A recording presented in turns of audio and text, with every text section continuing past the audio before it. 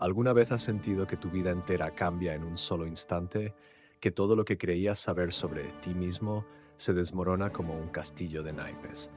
Pues déjame contarte lo que le pasó a Lucía Roldán una noche de noviembre en Granada, cuando el viento soplaba frío desde Sierra Nevada y las calles del Albaicín olían a castañas asadas. Pero antes de seguir, si te gustan las historias que te mantienen al borde del asiento, suscríbete al canal, porque lo que vienen no tiene desperdicio.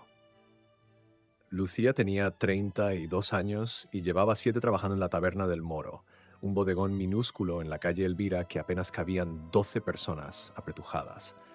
Las paredes eran de piedra desnuda, manchadas por décadas de humo de tabaco que ahora estaba prohibido, pero cuyo olor persistía como un fantasma terco. Del techo colgaban jamones curados envueltos en telas blancas y en las vigas de madera oscura se amontonaban botellas de vino con etiquetas descoloridas. El suelo era de baldosas rojas irregulares que crujían bajo los pies, y en el rincón más alejado había un barril viejo que servía de mesa improvisada. Don Esteban Morales era el dueño. 78 años, espalda encorvada, manos temblorosas manchadas de manchas de vejez. Pero sus ojos negros todavía brillaban con esa chispa andaluza que no se apaga ni con los años. Había abierto ese lugar en 1973, cuando Franco todavía respiraba y Granada era otra ciudad completamente distinta. Ahora el barrio había cambiado. Los turistas llenaban las calles con sus mochilas y cámaras, los kebabs habían reemplazado a las tabernas tradicionales y los alquileres subían cada mes como la espuma de una cerveza mal tirada. Pero la Taberna del Moro seguía ahí, resistiendo, como una roca en medio de una corriente que amenazaba con llevárselo todo. Lucía llegó esa noche a las 8 en punto, como siempre. Se quitó el abrigo gris y lo colgó en el perchero detrás de la barra. Llevaba el pelo negro recogido en una coleta baja, sin maquillaje, con una camiseta blanca lisa y unos vaqueros desgastados. No era el tipo de mujer que llamaba la atención. Mediana estatura, complexión normal, rostro ovalado con facciones que podrías olvidar 5 minutos después de verla. Y eso le convenía perfectamente, porque Lucía había aprendido hacía mucho tiempo que pasar desapercibida era la mejor manera de sobrevivir en un mundo que no te hacía favores. Don Esteban estaba en la cocina preparando las tapas de la noche. El olor a ajo frito y pimentón invadía el local. Lucía se asomó por la puerta entreabierta. «Buenas, don Esteban». El anciano levantó la vista de la sartén donde chisporroteaban unos calamares. «Ah, Lucía, llegas puntual como un reloj suizo. ¿Qué haría yo sin ti, muchacha?». Ella sonrió apenas. Era una sonrisa pequeña, casi invisible, que se había vuelto su expresión por defecto. Una sonrisa que no comprometía, que no prometía nada. Quemar los calamares, probablemente. Don Esteban soltó una carcajada que terminó en tos seca. Lucía le alcanzó un vaso de agua sin que se lo pidiera. Lo conocía tan bien que podía anticipar cada movimiento, cada necesidad. 7 años trabajando junto a alguien te convertían en una especie de extensión de esa persona. Los primeros clientes empezaron a llegar cerca de las 9, jubilados del barrio que venían a tomar su copa de vino tinto y comentar las noticias del día. Lucía los atendía con eficiencia mecánica. Servía las cañas perfectamente tiradas con 2 dedos de espuma, colocaba las tapas en los platillos desparejos, limpiaba la barra con un trapo húmedo que olía a lejía. Todo sin pensar, con los movimientos automatizados de quien ha repetido las mismas acciones miles de veces. A las 10:30, el local estaba medio lleno. No era mucho, pero para un martes cualquiera estaba bien. Don Esteban se había sentado en su taburete habitual detrás de la barra con un vaso de manzanilla entre las manos temblorosas. Lucía sabía que el anciano estaba cansado. Lo veía en la manera como sus párpados se cerraban lentamente, como persianas que bajan con pesadez. «Vete a descansar un rato, don Esteban, yo me encargo». «No, no, todavía puedo». «Que se vaya a descansar», le digo. «Media hora. Yo vigilo». El anciano asintió con gratitud. Se levantó despacio apoyándose en el borde de la barra y desapareció por la puerta trasera que daba a su pequeño apartamento en el piso de arriba. Lucía se quedó sola con los clientes. Bueno, casi sola. Estaba Manolo, el taxista que siempre pedía 3 cañas seguidas. Carmen, la señora del estanco de enfrente que venía a chismorrear sobre los vecinos. Y el viejo Paco, que no hablaba con nadie y se pasaba a 2 horas con el mismo vaso de vino mirando la pared como si fuera una pantalla de cine. Entonces entraron ellos.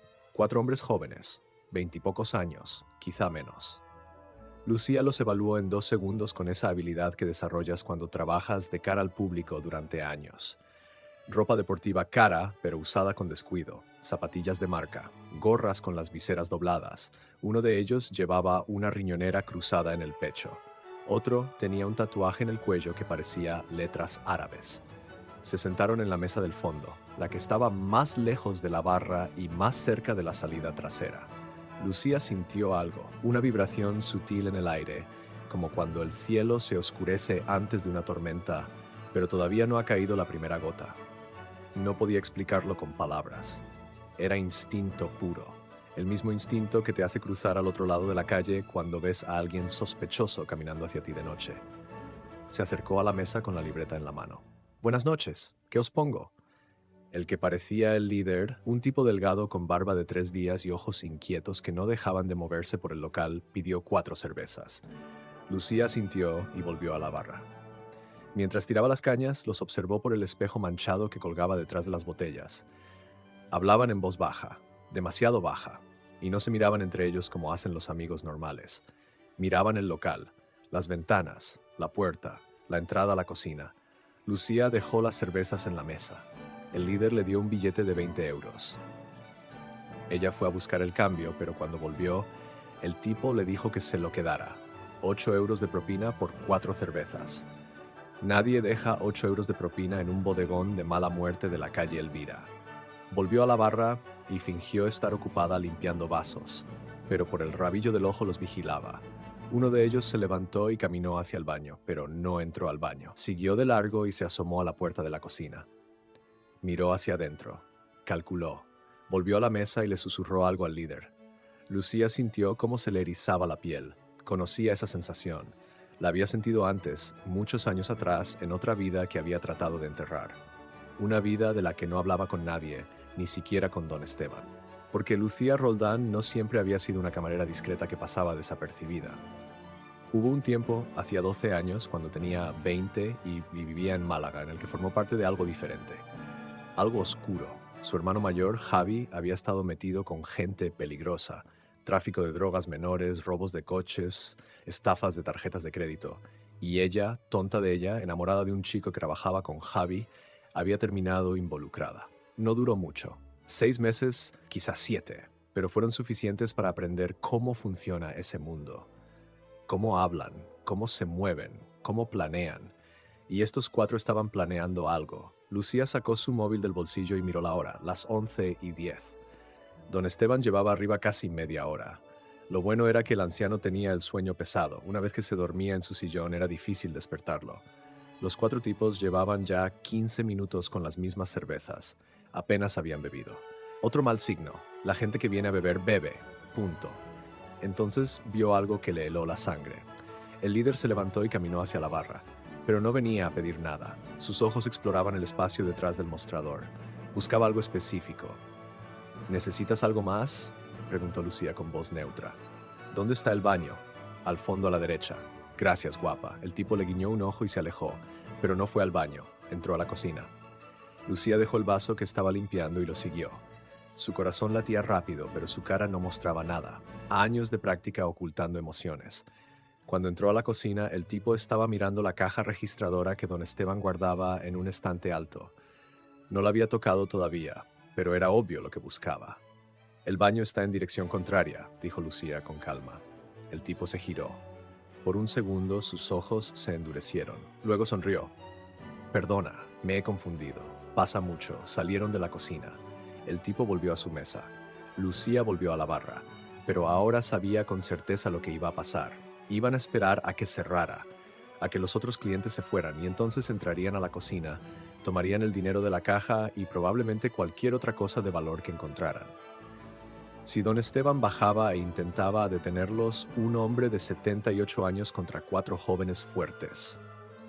No quería pensar en eso. Manolo, el taxista, pagó su cuenta y se fue. Carmen también. Solo quedaba el viejo Paco, que seguía en su mundo paralelo mirando la pared. Y los 4 tipos. Lucía miró el reloj. 11:40. En 20 minutos cerraría. Tenía que hacer algo. Pensó en llamar a la policía, pero ¿y decir qué? ¿Que 4 tipos estaban sentados tranquilamente tomando cerveza? No había hecho nada ilegal todavía. Y si llegaba la policía y no encontraba nada sospechoso, los tipos se irían y volverían otro día cuando ella no estuviera preparada. No. Tenía que manejar esto ahora. Lucía respiró hondo, cerró los ojos un segundo. Y cuando los abrió, algo había cambiado en su interior. Era como si una puerta cerrada desde hacía 12 años se hubiera abierto de golpe. Como si la Lucía de 20 años, la que conocía las calles, la que sabía sobrevivir en el mundo de los lobos, hubiera vuelto a despertar. Se acercó a la mesa de los 4 tipos con una sonrisa diferente a la que ponía habitualmente. Esta era más amplia, más cálida, con un toque de complicidad. «Oye, tío, ¿puedo hablar contigo un momento?», le dijo al líder. El tipo la miró sorprendido. «¿Conmigo?». «A solas». «Es importante». Los otros 3 intercambiaron miradas. El líder se levantó y siguió a Lucía hasta un rincón cerca de la ventana, lejos de la mesa. Lucía bajó la voz y se acercó un poco, lo suficiente para que pareciera una conversación íntima, pero no tanto como para resultar sospechosa. «Sé lo que estás planeando». El tipo se tensó. Su mano fue instintivamente hacia la riñonera. «No sé de qué hablas». «Claro que lo sabes, y yo no te culpo. Este sitio parece fácil, ¿verdad? Un viejo, una camarera, un local pequeño, poca gente. Seguro pensaste que era un trabajo rápido y limpio». El tipo no dijo nada, pero tampoco se fue. «El problema», continuó Lucía, «es que no conoces toda la historia». «¿Qué historia?» «La del viejo, don Esteban. ¿Sabes quién era antes de abrir este bodegón?». El tipo negó con la cabeza, ahora genuinamente intrigado. Lucía se inventó todo sobre la marcha. Mentir es como andar en bicicleta. Una vez que aprendes, nunca lo olvidas. Era el tesorero de la cofradía de nuestro Padre Jesús Nazareno. ¿Sabes cuánto dinero maneja una cofradía grande en Granada? Millones. Y don Esteban estuvo 20 años en ese puesto. Conoce a media policía de la ciudad, al teniente coronel de la Guardia Civil, al fiscal jefe. Todos vienen aquí. No cuando el local está abierto al público, vienen después por la puerta trasera a tomar copas y a hablar de sus cosas. Nada de eso era cierto, pero sonaba convincente. Y en el mundo del engaño, lo que suena convincente es más poderoso que la verdad. El tipo frunció el ceño. ¿Y qué tiene que ver eso con nosotros? Que hay una cámara escondida detrás de ese jamón de ahí. Lucía señaló uno de los jamones que colgaban del techo. Y otra en la cocina, conectadas directamente a la comisaría de Policía Nacional de la Plaza de los Campos. Si entráis ahí y tocáis algo, en menos de 3 minutos este lugar estará rodeado. Ah, el tipo miró el jamón, luego miró a Lucía. «No te creo. No tienes por qué creerme. Puedes comprobarlo si quieres, pero cuando te estén poniendo las esposas, no digas que no te avisé». Hubo un silencio largo. Lucía podía oír los latidos de su propio corazón. Si el tipo no se lo creía, si decidía arriesgarse de todas formas, ella no tenía plan B. Entonces el líder soltó una risa corta y seca. «Joder, menuda mierda». «Lo sé. Yo también pensé que era un blanco fácil cuando empecé a trabajar aquí, hasta que don Esteban me enseñó el sistema. Es un viejo paranoico, ¿sabes? Después de que le robaran 2 veces en los 90, instaló todo eso. Ahora nadie se atreve a tocarle». El tipo asintió lentamente, parecía estar digiriendo la información. «Vale, vale. Gracias por el aviso. De nada, pero hazme un favor». «¿Cuál?». «No vuelvas por aquí y díselo a tus colegas. Este sitio está marcado. Hay lugares más fáciles en Granada. El bar de la esquina de calle Navas, por ejemplo. Ese sí que es un blanco perfecto». Lucía se arrepintió inmediatamente de haber dicho eso. Acababa de señalar otro negocio, pero necesitaba que sonara real, que pareciera que realmente le estaba dando un consejo útil. El tipo volvió a su mesa. Los 4 se pusieron a hablar en voz baja.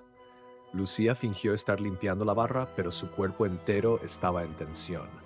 Las manos le temblaban ligeramente. Las escondió debajo del mostrador. 5 minutos después, los 4 tipos se levantaron. Dejaron un billete de 20 euros sobre la mesa y salieron sin decir palabra. Lucía esperó 30 segundos. Luego corrió a la puerta y miró hacia afuera. Los vio alejarse por la calle Elvira en dirección al ayuntamiento. No miraron atrás. Solo entonces se permitió respirar. Se apoyó contra la pared y cerró los ojos. Todo su cuerpo temblaba ahora, las piernas le flaqueaban. Se dejó caer en el taburete donde solía sentarse don Esteban. Había funcionado. Los había engañado. Había salvado el negocio. Había protegido al viejo. Pero sobre todo, había descubierto algo sobre sí misma que había olvidado, o que había intentado olvidar. Que cuando era necesario, cuando las circunstancias lo exigían, Lucía Roldán no era una camarera invisible y olvidable. Era alguien que podía mirar al peligro a los ojos y engañarlo con una sonrisa y unas palabras bien elegidas. ¿Te has enfrentado alguna vez a una situación donde tuviste que elegir entre huir o plantar cara? ¿Entre quedarte callado o hacer algo que te daba miedo? No es fácil, ¿verdad? Hay momentos en la vida donde descubres de qué estás hecho realmente. Y esa noche Lucía acababa de descubrirlo. Pero la historia no había terminado. De hecho, apenas estaba empezando. Porque lo que Lucía no sabía era que uno de esos 4 hombres había vuelto sobre sus pasos. Y estaba ahora mismo observando el local desde la esquina de enfrente, mirándolo a través del cristal empañado de la ventana. Y tenía el teléfono en la mano. El viejo Paco se levantó de su mesa a las 12 menos cuarto, dejó 3 euros junto a su vaso vacío y salió arrastrando los pies.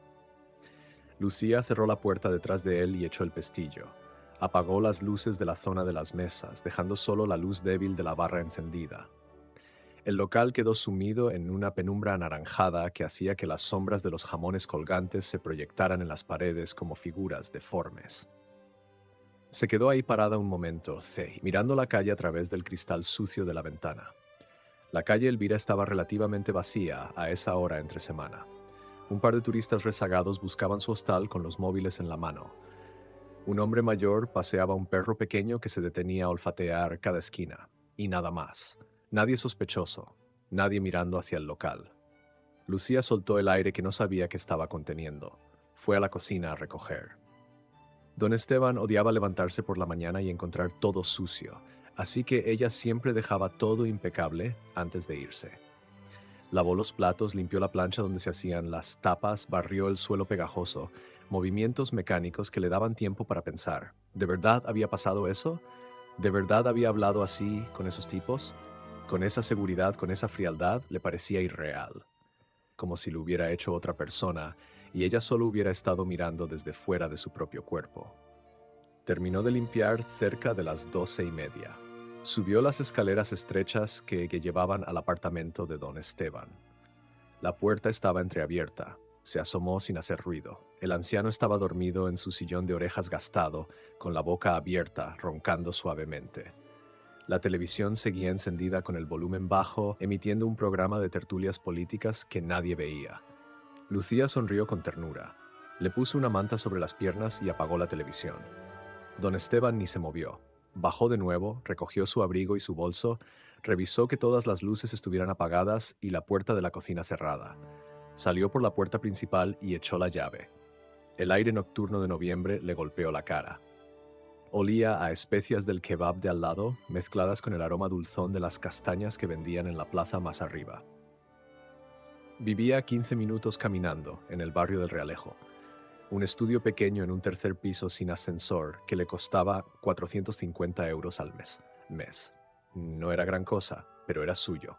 Empezó a caminar por la calle Elvira en dirección a Plaza Nueva. Sus pasos resonaban en el silencio. A esa hora la mayoría de los bares ya habían cerrado. Solo quedaban abiertos algunos locales de copas más modernos que empezaban a llenarse con gente joven que salía de fiesta.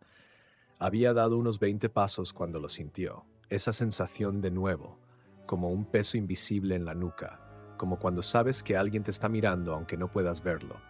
Se detuvo frente a un escaparate oscuro de una tienda de alfombras y usó el reflejo del cristal para mirar atrás sin girarse. Nada. La calle estaba vacía.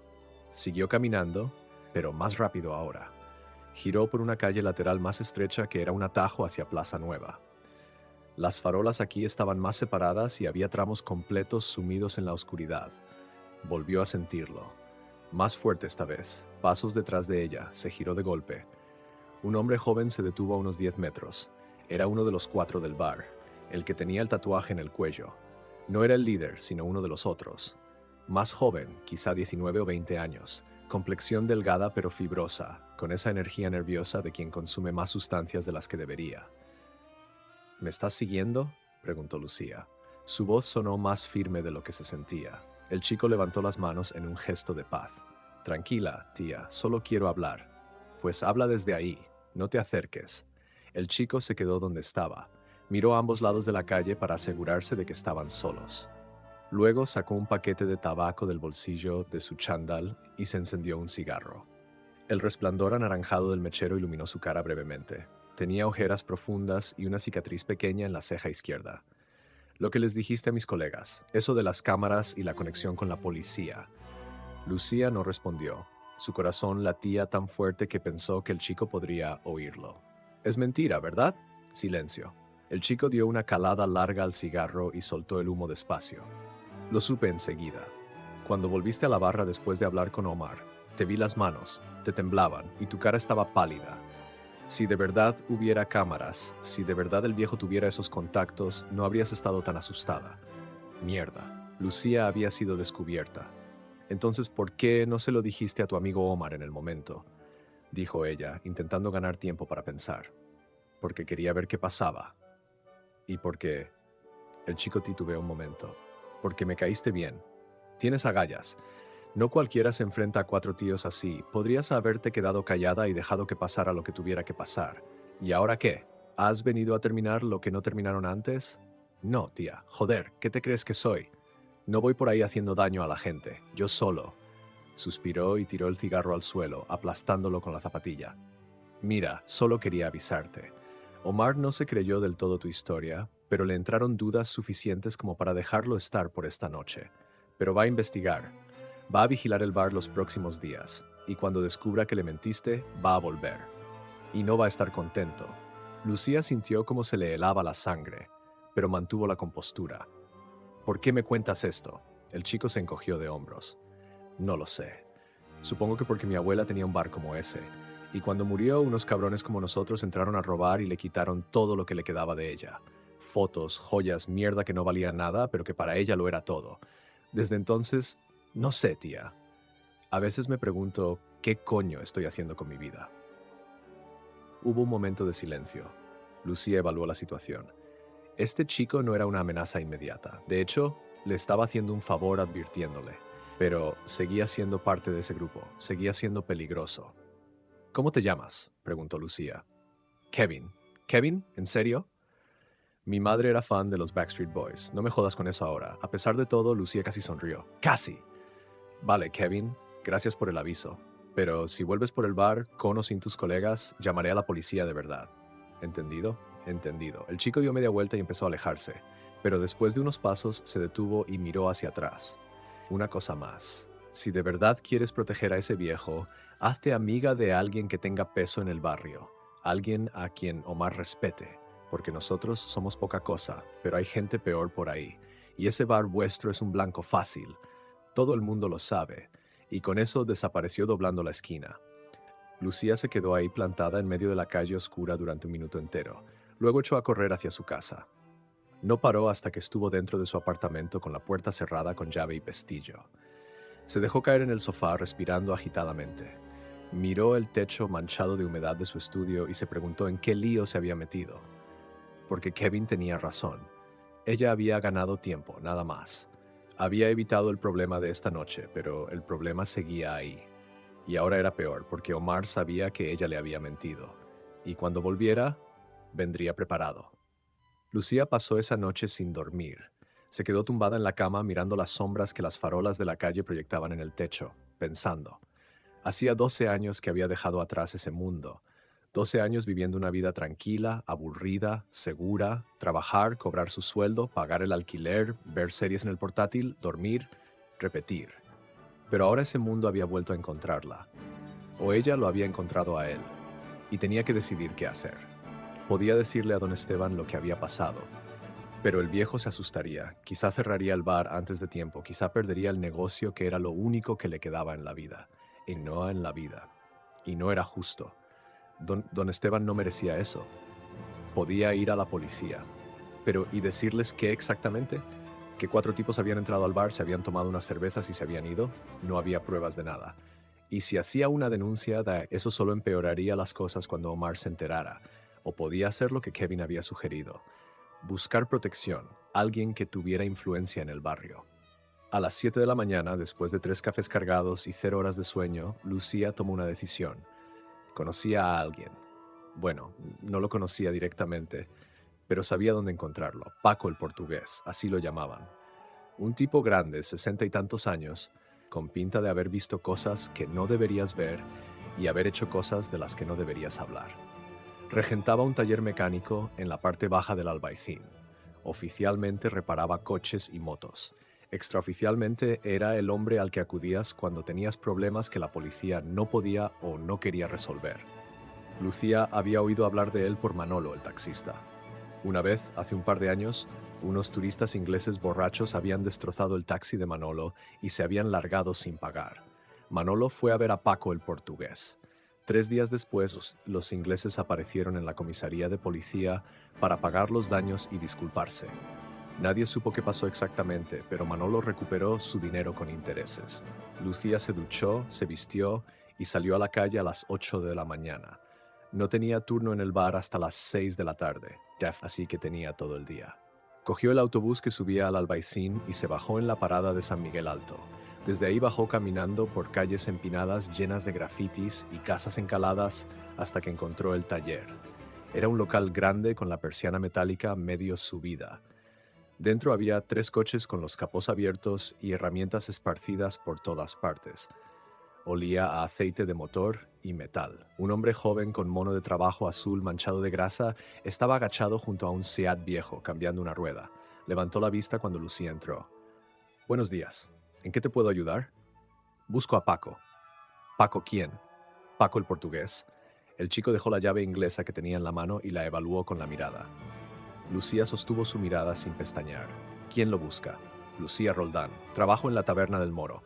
Es urgente». El chico asintió lentamente, se limpió las manos en un trapo sucio y desapareció por una puerta al fondo del taller. Lucía esperó de pie, con las manos en los bolsillos de su abrigo, intentando parecer más segura de lo que se sentía. 2 minutos después, el chico volvió y le hizo un gesto para que lo siguiera. La puerta del fondo daba a un pequeño despacho que parecía sacado de otra época. Paredes forradas de paneles de madera falsa, un escritorio metálico lleno de papeles y facturas, un calendario de neumáticos de 2010 colgado en la pared. Y detrás del escritorio, un hombre enorme que ocupaba casi toda la silla. Paco el portugués debía de medir cerca de 2 metros y pesar más de 100 kilos. Pero no era gordo, era grande. Hombros anchos, brazos gruesos, manos del tamaño de platos. Tenía el pelo gris cortado casi al rape y una barba tupida también gris. Sus ojos eran pequeños y oscuros, hundidos en un rostro cuadrado surcado de arrugas profundas. «Siéntate», dijo con voz grave que sonaba como piedras rodando. Lucía se sentó en la única silla disponible, una de plástico barata que crujió bajo su peso. Paco la miró en silencio durante unos segundos. Era una mirada que te pesaba, que te escaneaba y te calculaba y decidía en cuestión de segundos si valía la pena escucharte o mandarte a la mierda. «Manolo, el taxista, me habló de ti hace tiempo», dijo Paco finalmente. «Dijo que trabajabas en el bar del viejo Esteban, que eras buena chica, discreta, curranta. Intento serlo. ¿Qué problema tienes?» Lucía le contó todo, los 4 tipos en el bar, la mentira que les dijo, Kevin siguiéndola y advirtiéndola, la amenaza de que volverían. Habló rápido pero con claridad, sin dramatizar, pero tampoco minimizando. Solo los hechos. Paco la escuchó sin interrumpirla. Cuando terminó, el hombre grande se reclinó en su silla, que gimió bajo su peso. Se rascó la barba pensativamente. «Omar Ben Ali, ese es el nombre del líder. Lo conozco. Pequeño ratero, trabaja para los hermanos Youssef, marroquíes que controlan parte del trapicheo en el centro. No es gran cosa, pero tiene aspiraciones.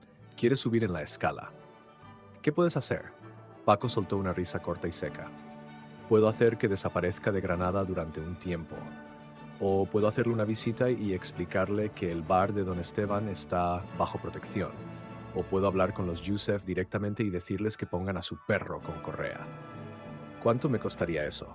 Paco la miró fijamente. «¿Cuánto ganas en el bar?» «1.200 al mes, a veces algo más con las propinas. ¿Tienes ahorros?» 3.000 euros para emergencias». Paco negó con la cabeza. «Guárdate tu dinero, chiquilla, no te voy a cobrar». Lucía parpadeó, sorprendida. «¿Por qué no?» «Porque Don Esteban es buena gente, porque este barrio necesita gente como él y como tú, y porque...» Paco hizo una pausa, y por primera vez su expresión dura se suavizó un poco, porque mi padre también tuvo un bar, y también hubo gente que quiso quitárselo. Alguien lo ayudó entonces. Yo devuelvo ese favor ahora. Lucía sintió un nudo en la garganta. No esperaba eso. Había venido preparada para negociar, para ofrecer lo poco que tenía, para suplicar si era necesario. Pero esto... Gracias, dijo en voz baja. Pero hay condiciones. ¿Cuáles? Que no vuelvas a mentir sobre cámaras de seguridad que no existen. La próxima vez que tengas un problema, vienes a verme directamente. Y que me traigas una botella de ese manzanilla que guarda don Esteban. El bueno, el de las botellas sin etiqueta. Lucía sonrió. Era la primera sonrisa genuina que había esbozado en 24 horas. Trato hecho. Se levantó para irse, pero Paco levantó una mano. Una cosa más. Eso que dijiste al final. Sobre que esto te recordaba algo. A cuando tenías 20 años y vivías en Málaga. Lucía se quedó helada. No había mencionado nada de eso. ¿Cómo sabes? Porque yo también conozco gente en Málaga. Y porque cuando entraste aquí vi algo en tus ojos. Algo que reconozco. Has estado del otro lado, ¿verdad? No como estos niñatos de ahora que juegan a ser malos, de verdad. Con gente de verdad, Lucía no respondió, pero su silencio fue respuesta suficiente. Paco asintió lentamente. Está bien, el pasado es el pasado, pero ten cuidado, Lucía, porque cuando has estado en ese mundo, nunca te deja del todo. Siempre hay algo que te llama de vuelta, y tienes que decidir cada día si respondes a esa llamada o no. Lucía salió del taller con la mente dando vueltas. Las palabras de Paco resonaban en su cabeza como una campana. Volvió a su apartamento y durmió 4 horas de un sueño pesado y sin sueños. Cuando despertó eran las 3 de la tarde. Se preparó un bocadillo, se dio otra ducha y se vistió para ir al trabajo. Llegó al bar a las 6 en punto. Don Esteban estaba en la cocina preparando las tapas de la noche. Cuando la vio entrar, su cara arrugada se iluminó. Lucía, niña, ayer me dormí en el sillón. ¿Tuviste algún problema al cerrar? Ninguno, don Esteban. Todo tranquilo, y era verdad. Porque a partir de ahora, gracias a Paco, todo iba a estar tranquilo. O eso esperaba. Pero había algo que Lucía todavía no sabía. Algo que ni Paco, el portugués, ni Kevin ni nadie podía haberle advertido. Porque Omar Ben Ali no era solo un ratero con aspiraciones. Era algo peor. Era un hombre con orgullo herido. Y eso en el mundo de la calle es más peligroso que cualquier arma. Pasaron 3 días sin que nada ocurriera. 3 días en los que Lucía trabajó en el bar con un ojo siempre puesto en la puerta esperando ver entrar a Omar o a cualquiera de sus colegas. Pero no aparecieron. El flujo normal de clientes continuó. Los jubilados del barrio, los turistas despistados que entraban buscando tapas auténticas, las parejas jóvenes que descubrían el local por casualidad. Don Esteban notó que estaba distraída. ¿Te pasa algo, muchacha? Te veo rara estos días. No, don Esteban, solo cansada. El anciano la miró con esos ojos negros que todavía brillaban con inteligencia a pesar de los años. Si tienes algún problema, me lo dices, ¿eh? No estás sola. Lucía sintió y le apretó la mano brevemente. El gesto sorprendió al viejo, que normalmente ella no era muy dada a las demostraciones físicas de afecto. Pero en ese momento necesitaba sentir esa conexión. Necesitaba recordarse por qué estaba haciendo todo esto. El cuarto día, un viernes por la tarde, cuando el bar empezaba a llenarse con la clientela del afterwork, entró alguien que Lucía no esperaba. Kevin. Venía solo, sin chándal esta vez, vestido con unos vaqueros normales y una cazadora vaquera. Se veía diferente con luz de día, más joven, más vulnerable. Se sentó en la barra y esperó a que Lucía acercara. Ella lo hizo después de servir 2 cañas a una pareja de franceses. No deberías estar aquí, dijo en voz baja. Lo sé, pero tenía que venir. ¿Por qué? Kevin miró a su alrededor para asegurarse de que nadie prestaba atención.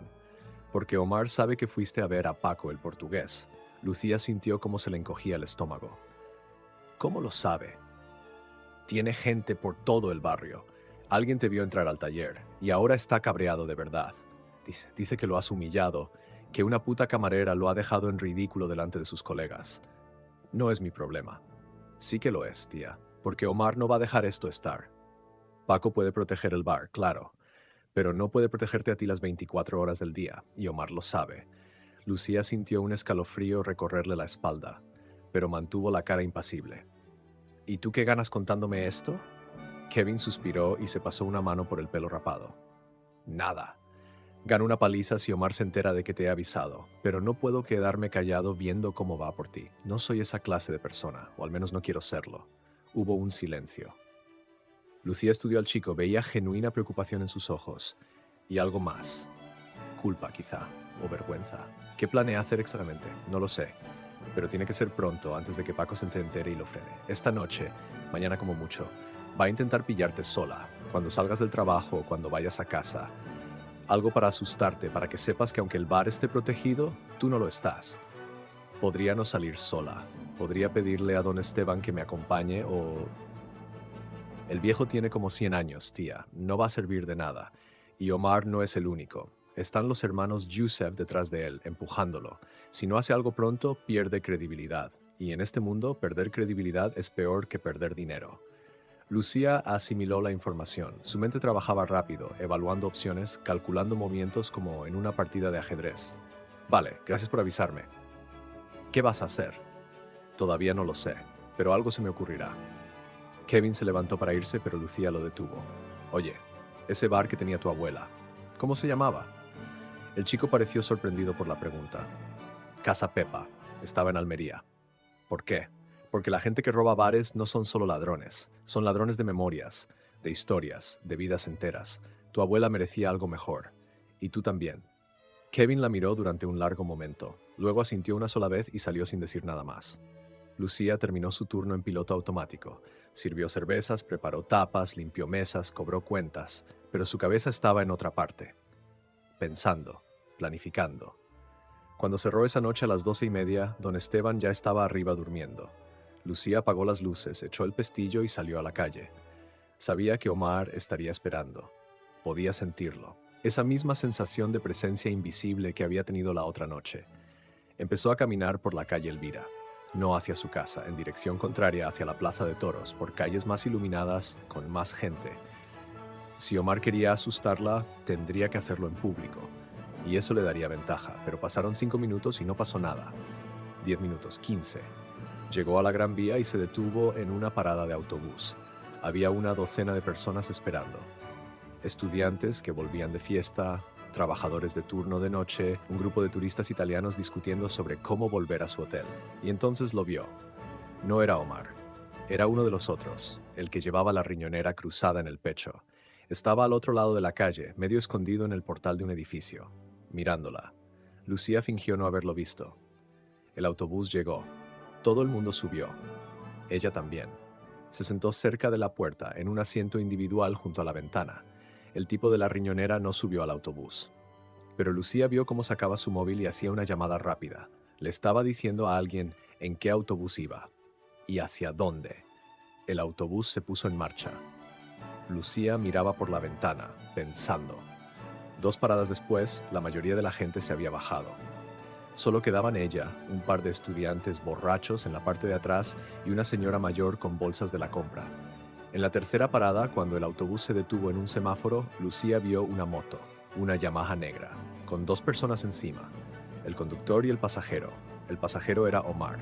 La moto siguió al autobús durante 2 paradas más, manteniéndose a cierta distancia pero siempre visible en el retrovisor lateral que Lucía podía ver desde su asiento. En la quinta parada, Lucía se levantó y salió.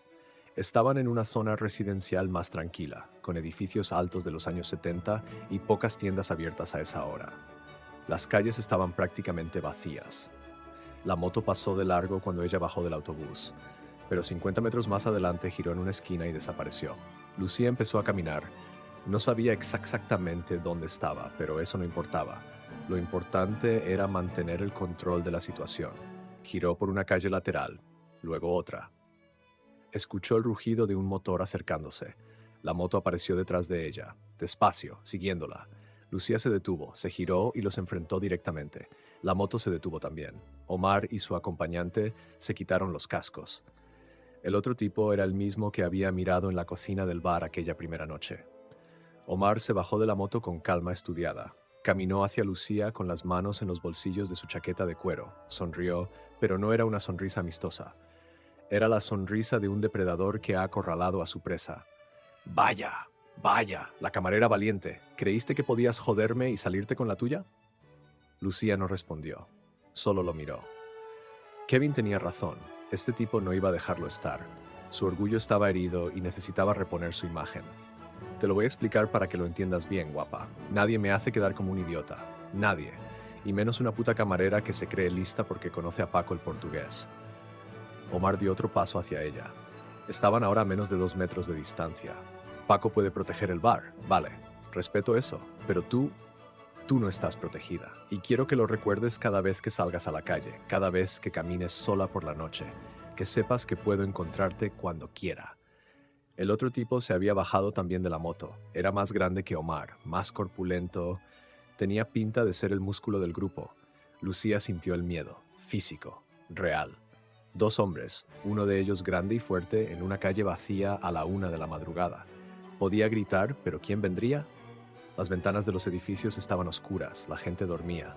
Pero entonces algo cambió en su interior. No era miedo lo que sentía ahora. Era otra cosa. Rabia. Rabia pura y ardiente. Rabia porque llevaba 12 años intentando ser otra persona, intentando olvidar, intentando construir una vida normal. Y ahora, este imbécil con complejo de mafioso venía a joderlo todo. ¿Sabes qué? Tienes razón, dijo Lucía de repente. Su voz sonaba diferente, más fría, más dura. Paco puede proteger el bar, pero yo no necesito que nadie me proteja a mí. Omar frunció el ceño, confundido por el cambio de tono. ¿Qué coño dices? Digo que cometiste un error muy grande, porque asumiste que soy solo una camarera asustada, y no lo soy. Lucía metió la mano en el bolsillo interior de su abrigo. Omar y su acompañante se tensaron inmediatamente, pero ella no sacó un arma, sacó su móvil. ¿Ves esto? Llevo grabando desde que te bajaste de la moto. Todo lo que has dicho, las amenazas, tu cara, tu matrícula, todo. Omar palideció. Estás mintiendo, no has grabado nada. ¿Quieres comprobarlo? Lucía le mostró la pantalla. Efectivamente, la aplicación de grabadora de voz estaba activa. Había empezado a grabar en el momento en que vio la moto seguirla desde el autobús. Esto va directamente a la policía. Y una copia a Paco, y otra a los hermanos Youssef. Porque algo me dice que a ellos no les va a gustar saber que uno de sus chicos anda amenazando gente por la calle y dejando pruebas. No es muy profesional, ¿verdad? El acompañante de Omar dio un paso hacia ella, pero Omar lo detuvo con un gesto. ¿Borra eso? No, he dicho que lo borres. Y yo he dicho que no. Pero te propongo un trato. Omar la miró con odio puro en los ojos. ¿Qué trato? Tú me dejas en paz. Dejas en paz el bar. Dejas en paz a don Esteban. Y esto, levantó el móvil, se queda conmigo como seguro. Si alguna vez vuelvo a verte cerca del bar o cerca de mí, esto va a todas partes. ¿Entendido? Hubo un silencio largo y tenso. Lucía podía ver cómo trabajaba la mente de Omar, calculando, evaluando, buscando una salida, pero no la había. Ella tenía las cartas ganadoras y él lo sabía. Eres una hija de puta, dijo finalmente Omar. Sí, y tú eres un matón de mierda con más ego que cerebro. Ahora lárgate antes de que cambie de opinión y envíe esto de todas formas.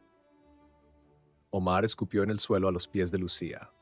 Luego se giró, subió a la moto junto con su acompañante y arrancaron con un rugido de motor que resonó en la calle vacía. Lucía los vio alejarse hasta que las luces traseras de la moto desaparecieron al doblar una esquina. Solo entonces se permitió temblar. Las piernas casi le fallaron. Se apoyó contra la pared de un edificio y respiró hondo varias veces. Lo había hecho. Había plantado cara, había jugado su mano y había ganado. Pero sabía que esto no había terminado realmente. Había ganado esta batalla, pero ¿cuántas más vendrían?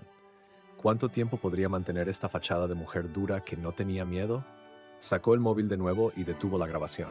Escuchó un fragmento para asegurarse de que todo había quedado registrado. La voz de Omar amenazándola. Perfecto. Guardó el móvil y empezó a caminar. Esta vez en dirección a su casa de verdad. Necesitaba dormir. Necesitaba procesar todo lo que había pasado. Llegó a su apartamento 40 minutos después. Se quitó el abrigo, se descalzó y se dejó caer en el sofá sin siquiera encender las luces. En la oscuridad de su estudio, con solo la luz naranja de las farolas filtrándose por las cortinas, Lucía pensó en todo lo que había ocurrido en la última semana. Como si alguien hubiera tirado de un hilo y toda su vida cuidadosamente construida hubiera empezado a deshacerse. Se había enfrentado a criminales. Había buscado ayuda en el submundo. Había mentido, había manipulado, había amenazado. Había vuelto a ser la persona que juró no volver a ser nunca. Y lo más aterrador de todo era que no se sentía mal por ello. Al contrario, se sentía viva. Durmió pocas horas esa noche. Y cuando despertó el sábado por la mañana, tenía 3 mensajes en el móvil. El primero era de un número desconocido. Hablamos tú y yo. Café en Plaza Nueva. 2 de la tarde. Kevin. El segundo era de otro número desconocido. Tu problema con Omar está resuelto, pero pásate por el taller cuando puedas, Paco. El tercero era de don Esteban. Lucía, ¿puedes venir antes hoy? Necesito hablar contigo de algo importante. Lucía se duchó, se vistió y decidió que iría primero a ver a don Esteban, luego a Paco, y finalmente se reuniría con Kevin. Necesitaba entender qué estaba pasando. Llegó al bar a las 11 de la mañana. Estaba cerrado todavía, pero don Esteban le abrió la puerta cuando llamó. El anciano tenía una expresión extraña en el rostro, mezcla de preocupación y orgullo. Pasa, niña, siéntate. Se sentaron en una de las mesas. Don Esteban le puso delante una copa de manzanilla y otra para él. Me enteré de lo que pasó, dijo sin preámbulos. Lucía sintió cómo se le helaba la sangre. ¿Qué es lo que se enteró? Todo. Los tipos que vinieron a robar, cómo los engañaste, cómo fuiste a ver a Paco, cómo Omar te siguió anoche. En este barrio las noticias vuelan, Lucía, y yo conozco a mucha gente. Lucía no supo qué decir. Había intentado proteger al viejo, manteniéndolo ignorante, y ahora resultaba que lo sabía todo. Lo siento, debía habérselo contado desde el principio. Don Esteban negó con la cabeza. No, hiciste bien protegiéndome, porque si me lo hubieras contado yo habría intentado manejar esto a mi manera, y probablemente habría terminado en el hospital o algo peor. Tú lo manejaste de la forma correcta, inteligente, valiente. El anciano tomó un sorbo de su manzanilla. Pero hay algo que no entiendo. ¿Por qué? Yo no soy tu familia. Este bar no es tuyo.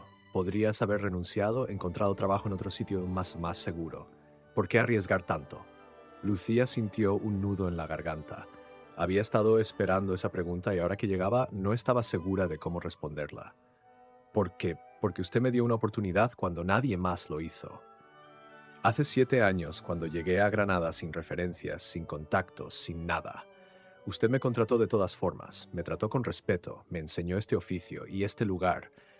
Miró alrededor del pequeño bodegón con sus paredes de piedra y sus jamones colgantes. Este lugar se convirtió en mi hogar, el único hogar real que he tenido en mucho tiempo. Don Esteban tenía los ojos brillantes. Se limpió discretamente con un pañuelo. Gracias, niña. Gracias.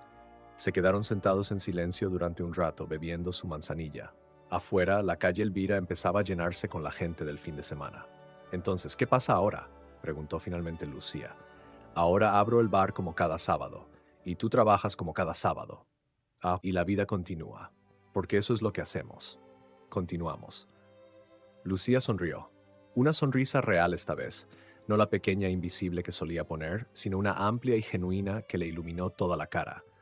Trabajó el turno del mediodía, y cuando don Esteban le dijo que podía tomarse un descanso a las 2, fue caminando hasta Plaza Nueva. Kevin estaba sentado en una terraza de uno de los cafés turísticos, con una Coca-Cola delante. Lucía pidió un café y se sentó frente a él. ¿Para qué querías verme? Kevin pareció nervioso. Jugaba con el vaso de su bebida, haciéndolo girar entre sus manos. Quería decirte que me voy. De Granada. Mañana cojo un autobús a Madrid. Tengo un primo allá que trabaja en construcción. Dice que puede conseguirme trabajo. Y Omar. Omar está cabreado, pero no puede hacer nada. Los Yusef le dijeron que dejara el tema. Paco habló con ellos. Y tu grabación, joder tía, eso fue brillante. Omar queda como un aficionado. Nadie en el barrio lo va a respetar ahora. Me alegro. Kevin la miró a los ojos. Gracias por no incluirme en todo esto. Podrías haberle dicho a Paco que yo también estaba ahí esa primera noche, pero no lo hiciste. Tú me avisaste. 2 veces. Me ayudaste cuando no tenías por qué hacerlo. Eso cuenta. El chico asintió. Parecía que quisiera decir algo más, pero no encontraba las palabras. Esa cosa que dijiste, sobre mi abuela y el bar, sobre los ladrones de memorias. Kevin hizo una pausa. Nadie había puesto en palabras lo que sentí cuando pasó, pero eso fue exactamente. No robaron dinero, robaron a mi abuela. Robaron todo lo que ella fue. Lo sé. Por eso no podía dejar que le hicieran eso a don Esteban. Kevin se levantó, dejó un billete de 5 euros sobre la mesa para pagar su Coca-Cola. Espero que te vaya bien, Lucía, en Madrid o donde sea. Espero que encuentres lo que buscas. Tú también. El chico se alejó por la plaza. Lucía lo vio desaparecer entre la multitud de turistas y se quedó ahí sentada, terminando su café despacio. Después fue al taller de Paco. El hombre grande la recibió con un gesto de cabeza. Tu problema está resuelto. Hablé con la gente necesaria. Omar tiene orden de no acercarse a ti ni al bar. Si lo hace, tendrá problemas mucho más grandes que una grabación en un móvil. Gracias, Paco. Pero tú me sorprendiste, niña. Eso de grabar la conversación, eso de usar su ego contra él, fue inteligente, muy inteligente. ¿Dónde aprendiste a pensar así? Lucía se encogió de hombros. En otra vida, una que dejé atrás hace mucho tiempo. Paco la estudió con esos ojos pequeños y penetrantes. Puede que la hayas dejado atrás, pero ella no te ha dejado a ti. Recuerda lo que te dije, ese mundo siempre te llama de vuelta. La pregunta es si vas a responder o no. Lucía no supo qué decir a eso. Volvió al bar y terminó su turno. Esa noche hubo más gente de lo normal, como si el barrio entero hubiera decidido pasar por la taberna del Moro para ver a la camarera que había plantado cara a los matones. Manolo el taxista le guiñó un ojo. Carmen del Estanco le trajo una caja de bombones. El viejo Paco le sonrió por primera vez en 7 años. Cuando cerró esa noche, don Esteban la llamó a su despacho. Le entregó un sobre. ¿Qué es esto? Ábrelo. Dentro había 1.000 euros en billetes de 50. Don Esteban, no puedo aceptar esto. Claro que puedes. Es tu prima. Una prima especial por servicios excepcionales. Pero yo no hice nada por dinero. Lo hice porque... Lo sé. Por eso quiero que lo aceptes. Porque la gente que hace las cosas por las razones correctas es la que menos espera recompensa. Y esa es exactamente la gente que merece ser recompensada. Lucía aceptó el dinero, abrazó al anciano. Y cuando salió a la calle esa noche, por primera vez en una semana, no sintió miedo. No sintió esa presencia invisible siguiéndola. Caminó hacia su casa bajo el cielo estrellado de Granada, con el dinero en el bolsillo y una sensación extraña en el pecho. Se dio cuenta de lo que era cuando estaba a medio camino. Era orgullo. Orgullo de sí misma, de lo que había hecho, de quién había sido capaz de ser cuando fue necesario. Llegó a su apartamento, se preparó una infusión de manzanilla y se sentó en el sofá junto a la ventana. Desde ahí podía ver las luces de la ciudad extendiéndose por las colinas. Pensó en todo lo que había pasado, en Omar y Kevin, en Paco y don Esteban, en las decisiones que había tomado y las líneas que había cruzado. Y pensó en la pregunta de Paco. Ese mundo siempre te llama de vuelta. ¿Vas a responder o no? Lucía no tenía la respuesta todavía. Quizá nunca la tendría. Quizá era una pregunta que te responder cada día una y otra vez. Pero por ahora, en este momento, estaba bien. El bar estaba seguro. Don Esteban estaba seguro. Ella estaba segura. Y a veces, a la mañana siguiente, domingo, Lucía se despertó tarde, cerca del mediodía. Se dio una ducha larga y se puso ropa cómoda. No tenía turno hasta las 6. Salió a caminar por el Realejo sin rumbo fijo. Pasó por la placeta junto a la iglesia, por las calles estrechas llenas de grafitis coloridos, por la plaza donde los ancianos jugaban a las cartas bajo los árboles. Y mientras caminaba, varios vecinos la saludaron. Gente que nunca antes le había dirigido la palabra. Ahora la miraban diferente, con respeto, con reconocimiento. Porque en una ciudad como Granada, en un barrio como el Albaicín, las historias viajaban rápido. Y la historia de la camarera que había plantado cara a los matones ya era leyenda. Lucía Roldán ya no era invisible, ya no pasaba desapercibida. Y aunque parte de ella extrañaba esa invisibilidad que le había dado seguridad durante tantos años, otra parte, una parte que había estado dormida durante mucho tiempo, se sentía finalmente despierta. Esa tarde, cuando llegó al bar, encontró a un grupo de jóvenes del barrio esperándola fuera. Chicas de 20 y tantos, chicos adolescentes, algunos que ella había visto pasar 1000 veces, pero con los que nunca había intercambiado más que un saludo. Traían flores, un ramo grande y colorido de claveles y rosas. «Es para ti», dijo una de las chicas, «por lo que hiciste, por cuidar de don Esteban, por demostrar que no hay que tener miedo de los matones». Lucía aceptó las flores con las manos temblorosas. No sabía qué decir, no estaba acostumbrada a este tipo de atención. «Yo solo, fue lo correcto, nada más. Fue valiente», dijo un chico joven con piercings en las cejas. «Y este barrio necesita gente valiente. Gente que no se quede callada cuando pasan cosas malas». Los jóvenes se fueron después de charlar unos minutos más. Lucía entró al bar con el ramo de flores. Don Esteban la vio llegar y sonrió. «Te están convirtiendo en una heroína local». «No soy ninguna heroína, solo una camarera que protegió a su jefe. Para ellos eres más que eso. Eres un símbolo de que se puede hacer frente al miedo, de que una persona normal puede marcar la diferencia». Lucía puso las flores en un jarrón improvisado hecho con una botella vacía de vino. Quedaban bonitas sobre la barra, añadiendo un toque de color al viejo bodegón. Trabajó esa noche con una sensación extraña de paz, como si algo dentro de ella que había estado roto durante mucho tiempo hubiera finalmente sanado. No era que hubiera olvidado su pasado, ni que hubiera hecho las paces con él. Simplemente había aceptado que ese pasado era parte de ella, y que las habilidades que había aprendido en aquel entonces, leer a la gente, pensar rápido bajo presión, mantener la calma en situaciones peligrosas, no eran algo de lo que avergonzarse, eran herramientas. Y ella había usado esas herramientas para proteger algo que valía la pena proteger. 3 semanas después, un martes tranquilo por la tarde, entró un hombre al bar que Lucía no reconoció. 40 y tantos, bien vestido, con un maletín de cuero bajo el brazo. Pidió una cerveza y se sentó en la barra. Esperó a que el local se vaciara un poco antes de hablar. ¿Lucía Roldán? Sí. ¿Lo conozco? No. Pero yo sé de ti. Me llamo Alberto Ruiz. Soy abogado. Represento a un cliente que prefiere permanecer anónimo. Me ha pedido que te haga una oferta. Lucía frunció el ceño, desconfiada. ¿Qué tipo de oferta? Mi cliente está buscando gente con habilidades especiales. Gente que sepa manejar situaciones delicadas, que pueda pensar rápido, que no se asuste fácilmente. Tu nombre surgió en una conversación. No estoy interesada. Ni siquiera has escuchado la oferta. No necesito escucharla. Sea lo que sea, no me interesa. Tengo trabajo, tengo una vida, y no voy a cambiarla. El abogado asintió como si esa respuesta fuera exactamente la que esperaba. Entiendo, pero déjame darte mi tarjeta de todas formas, por si alguna vez cambias de opinión. Dejó una tarjeta sobre la barra. Lucía no la tocó. El hombre bebió su cerveza despacio, pagó y se fue. Lucía miró la tarjeta durante un largo rato. Luego la cogió y la rompió en pedacitos pequeños que tiró a la basura. Porque Paco tenía razón. Ese mundo siempre te llama de vuelta. Pero ella había tomado su decisión. No iba a responder, al menos no hoy, no todavía. Quizá nunca.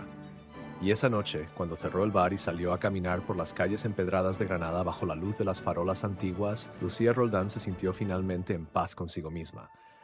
Había descubierto su valor, había encontrado su lugar, había protegido lo que amaba, y a veces eso es todo lo que una persona necesita.